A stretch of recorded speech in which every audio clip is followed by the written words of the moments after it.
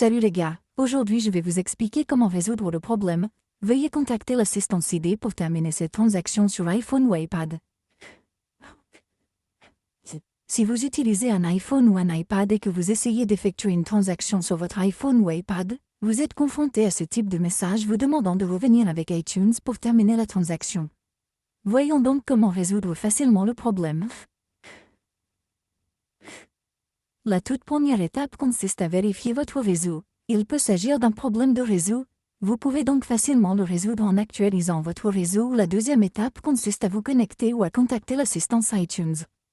Ajoutons donc la première commande où faites défiler votre centre de contrôle et ici, vous devez vous assurer que vous avez une connexion réseau la plus forte et la désactiver. Il peut s'agir d'un Wi-Fi ou de données cellulaires. Vous pouvez également essayer d'activer ou de désactiver votre mode train jusqu'à 4 ou 5 fois. Cela effectuera une actualisation rapide de vos paramètres réseau. Ensuite, accédez à l'application paramètres ici. Accédez à Général, accédez à VPN et à la gestion des appareils. Et vous devez vous assurer que votre n'est pas connecté. Si vous êtes connecté à un VPN, essayez de vous déconnecter avec celui-ci. Revenez ensuite en arrière. Allez dans le réglage de la date et de l'heure et activez cette option pour régler automatiquement la date et l'heure. Après cela, revenez en arrière et assurez-vous qu'aucune mise à jour logicielle n'est en attente.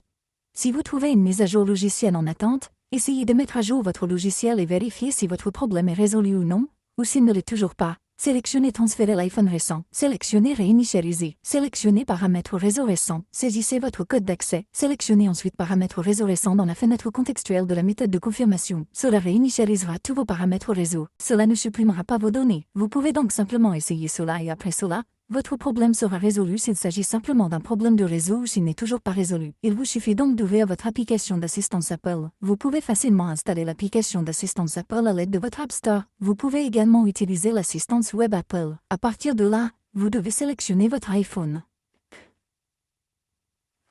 Sélectionnez donc votre iPhone à partir d'ici, puis sélectionnez plus d'options. Recherchez maintenant le port iTunes. Voici la réinitialisation de l'App Store. Appuyez dessus et attendez un moment, puis sélectionnez l'option Obtenir plus d'aide. Sélectionnez ensuite Appelez-nous. Vous trouverez désormais un numéro de téléphone auquel vous pourrez parler à tout moment. Il vous suffit de composer ce numéro de téléphone et vous serez mis en relation avec un membre de l'équipe d'assistance Apple. Vous pourrez discuter de votre problème et obtenir de l'aide. Après cela, votre problème sera résolu. Merci beaucoup d'avoir regardé la vidéo. À la prochaine. Au revoir.